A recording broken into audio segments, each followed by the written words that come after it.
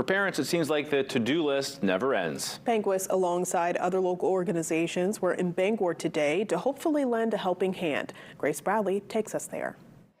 Parenting is hard. Everybody needs support at different points. In efforts to ease the stress of local families, Penquis hosted its third annual Parenting Expo in Bangor Friday.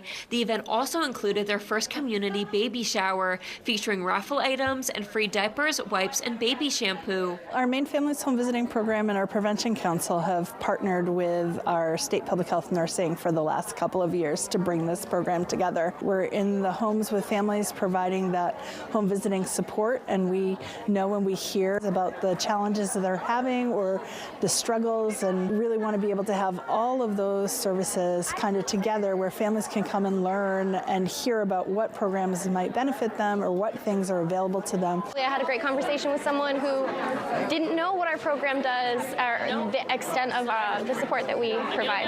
I think it strengthens the community in so many wonderful ways. It helps families just learn and grow together and connect and form really important bonds that you may not realize are there and available to you. This includes new resources like Maine Medical Association's mobile health units that visited all 16 counties throughout September and October to provide maternal care. With all the birthing unit closures and everything that's happening, we know that access to services is an issue for folks.